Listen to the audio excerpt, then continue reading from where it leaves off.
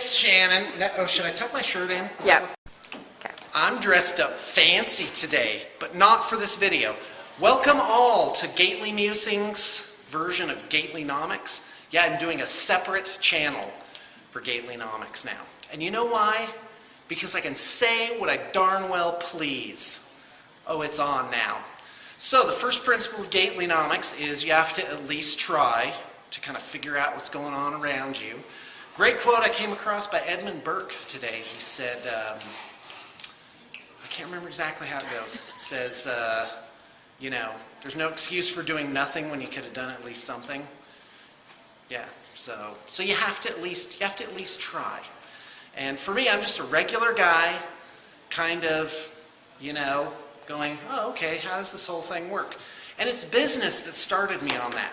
So, and I try to trace it back, like, because everybody's coming from somewhere. They kind of got to whatever their reasoning is from a certain point. And for me, I realize I'm not there yet. I'm not at the end of this trail, and I don't even know what's ahead. It was when I was a teacher. I worked as a public school teacher in California. I was in a union. We worked in a charter school, which was run by a private company. So there was some friction there, like the union wanted to pay us to pay dues, but not give us benefits. Or, you know, quite frankly, I just wasn't paying that much attention. It's like you get your paycheck. Can anyone right now in the audience name the 4 things that are taken out of their paycheck? Can you name them? You're paying them every time. Yeah, just for example. State, federal. Right. Medicare. And? Social Security. Yeah, Medicaid. Bam! Yeah, but I don't know exactly what they... But I think that's about that's my point, is things were taken out of my check. Right. And here was my first wake-up call. When I started my own business, I found out that I was paying for my own paying for health insurance out of my check. Like, it was halvesies. Like, the district would pay half, and the teacher would pay half of their thing.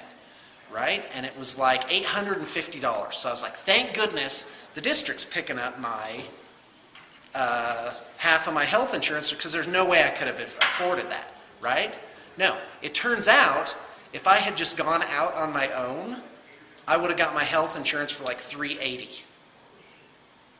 That's how much the policy cost, just on its own. That basically the system I thought was helping me was actually not really helping me very much. And so anyway, so now the horrible, horrible truth of your existence. Let's roll. Okay, money. Yeah, I've got this giant whiteboard. Check it out. I bought this, I think, for $5 at a corporate auction. This is like a $300 whiteboard. Bam! But this thing doesn't roll up. I'm not going to pull it down. Again. Shannon and I spent like 7 minutes trying to like hand roll it into the thing out there. So anyway. So the horrible truth of your existence is this. Here, come on in, come on in. It's 1 minus P over P plus I equals H, which is the horribleness of your existence. Oh, by the way, if there's some math nerd out there, I'm going to give you a get lost, pal, because I'm sticking with my story. So, anyway... So here's the deal. Money gets dispersed as debt. So there's a money supply. There's a certain amount of dollars out there, right? Is that number going up or down year to year? Or is it staying exactly the same with no variation? Any guesses? Down. No, it's going up, and it's going up by a lot. So but where does that money come from? How does new money get introduced into the system? The supply, right? Does the mint like print out bricks of the hundreds and go handing them out? You know? And if they did, how would you change those into smaller bills? Well, they'd have to print all the smaller bills, but they don't do that. Money starts out as debt. When you go in for a car loan and you sign, the bank doesn't have that money. What's that guy from It's a Wonderful Life? George something? Oh, you don't know this. I'm asking completely the wrong person. That guy... He lied to us. He was describing full reserve banking. What we have is fractional reserve banking, which means when you get a $10,000 car loan, so 10K, they only had in the bank, let's make a bank looking thing. right? That's a great bank. In the bank, yeah, that's a bank if I've ever seen one. They only had $1,000 on deposit. So if you have any money in the bank, let's say it's $200, guess what? They're allowed to lend out up to 10 times that amount. So where does the other 90% come from? It's not there. It's effectively counterfeited. But that's not what I'm talking about today, even though I've got a beef with fractional reserve banking, and I will explain why at a future point in time. So anyway, this comes into existence. And so here's the beauty of it. Do you ever feel like you can't get ahead? Like you're freaking pedaling, but you can't, it's like that cartoon where the guy's pedaling as fast as he can, and then he turns around and some jag is behind him like holding up the bike, or the cartoon person's like trying to run and the other person's like holding onto their belt and they can't get anywhere. This is the person holding on to your belt. Banks lend out principal, but they expect the principal to be paid back with interest. Is the horrible truth dawning on you? It can't be paid back. And the amount of debt is more than the amount of money in circulation, which means if everybody today, over the entire world, stopped contracting any debt, and you can't be forced to take on debt, at least not in the US, if everyone stopped contracting debt today, there would be a certain percentage of people who could not pay off their debts. It would be like playing musical chairs, but the banks have yanked 6 chairs already. And those people would be completely destroyed. If you expressed it in terms of, like absolute terms, like some people were made whole and were able to completely pay off their debts, and some people were not able to pay off their debts. Some people would be completely ruined. They would have no food, they would have no shelter, they would just completely fall right off the face of it, and they would die. They would die of starvation. In that absolute scenario. That's not what really happens. What really happens is you have this substrata of people that are just freaking hanging on by their fingertips. And that's the gravitic force of our economic reality is that all the debt that's out there has to be repaid with interest. And there's not enough money in circulation to repay the interest. So that's why it's paramount to get out of debt as soon as humanly possible. Like in this game of musical chairs, you can sit down right away. But that wouldn't get rid of the horribleness of the system. There is a real gravity pushing down on all the citizens of our country. And what does it look like? It looks like downtown Spanish Fork. Downtown Spanish Fork has how many city blocks? It has 13 city blocks. It goes from 300 south, goes down a little farther south, but I don't count like, what's it called? The arena, the fairgrounds, right? So it starts about 300 south, and then it goes to 1,000 north, approximately. That's about Macy's, up by the freeway. And there are 10 banks. So almost every city block, there's like this huge bank on it. And this is not, and that's a key to Gatelynomics, which is it's not theoretical. Even though I did this and I made some sort of global assumption about it. You got to rope it back in. What affects your life? I know this is pressing down on me and the people that work here, because there's a certain amount of entropy that is it's like we're losing a certain amount of resources out of our system, and it's through debts. You pay back. So, for example, I got a SBA loan. At the time, I didn't know that it was government backed, or I wouldn't have got it. And you might think, well, but they helped you out during a hard time in your business, right? No, they didn't. They helped me by getting that money, by getting that loan. It prolonged me making the right decision in my business. Meaning, my business was not being run correctly because it was being run at a deficit. So when I ran out of the money that the SBA loan gave me, then I had to make the correction.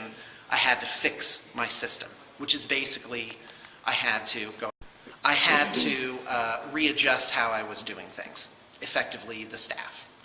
So, but the SBA loan was for $15,000. Yeah, can you believe that? I just subsidized the mistakes that I was making instead of fixing them right then the hard way. And maybe that's my own fault. In fact, it is my own fault. It was on all counts, it was lack of judgment. But I'm smarter now, but I repaid that loan with $5,000 of interest. So I lost $5,000 over the 4 years it took me to pay that monster off. Yeah, and it was not fun. But if I had made the correction right away, I would have been running lean. So now we're roped back to the core of it, which is if you're going to start your own business, run it lean, start small. If you limit yourself and don't get loans, you will be forced to find things in a different way.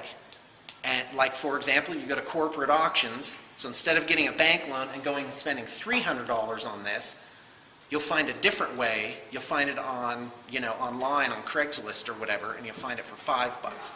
A lot of the chairs in this building were bought for $1 each at a corporate auction. So as soon as you limit yourself, you'll find different and better ways to work around that. So back to Main Street, Spanish Fork, 10 banks, and they're taking up huge lots of property. Like, just take a look. Next time you're No, I'm picturing all of them, and you're right, like it's half like the block. Little pigeonhole, Yeah. like the guy that makes shoes. Yeah. You need shoes. Thank you very much for the shoes. He's barely making it in his little pigeonhole outfit there. It's like these small, And and then then you the have banks Wells are Fargo huge. and Central Bank on that one block, Right, and there's on nothing that else. one block. Yeah, there's nothing else. Taking up half city blocks Yeah. with all this landscape stuff. I wonder what service or product they're providing.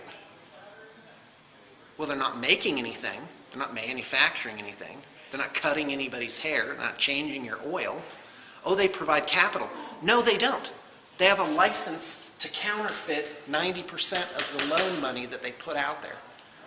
And we're gonna get into that later on. So, and I want to be clear, I'm not knocking banks. I'm knocking fractional reserve banking. And I'll get into that way a lot more later on. And I admit, I don't fully understand it. I went to my bank. I went to one of the mid-level tellers, where they get to sit down. They actually have a desk, right? Yeah. And I was like, well, I have some questions about fractional reserve banking, and I started describing it to her. And then she goes, oh no, we have money in accounts, and then we can lend that money out. And I'm like, no, you're describing full reserve banking. She didn't even know? Well, yeah. I'm not overly surprised, but she's like, you'll have to talk to so-and-so. So then I got in the back room, guy with door on his office, right? Yeah. And he really didn't want to talk to me about it. So there you go. But that's Gatelynomics. It's waking up and asking questions. Why is it? Go downtown in a major city. I was in Salt Lake City, and I went like this. And guess what? Key Bank, Wells Fargo, all these giant buildings were banks. I just was like, I'm dumbfounded by it. Absolutely, like, it's blowing my mind.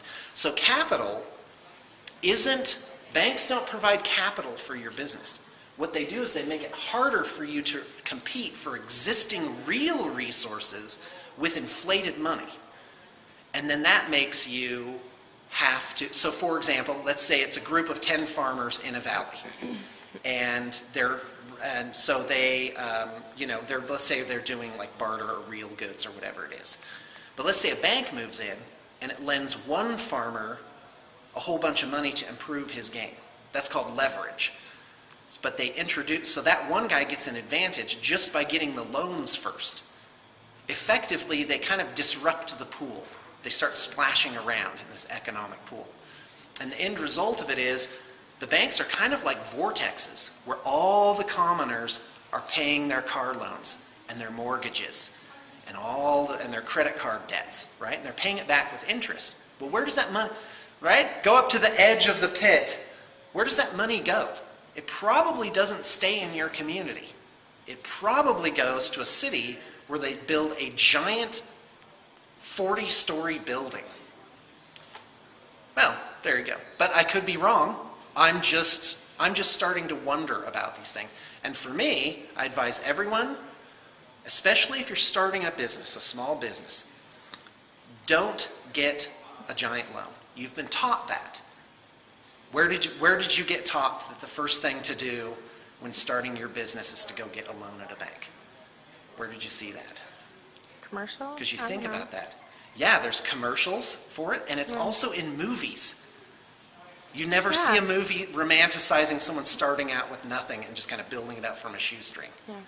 You always see step one, you go to a bank, there's the loan officer, right? Mm-hmm. No, you don't have to do it that way. And if you shut that door off to you, I guarantee you will find different ways to go about it. I've found different ways to raise capital, to get physically the things I need. And you've seen them happen right before your very eyes if you've been following my business.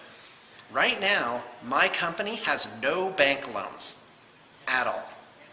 We have some other obligations, which are very reasonable, but they're not bank loans. So everything stays in the community. Well, anyway, so that's it. P over P plus I, which is a percentage.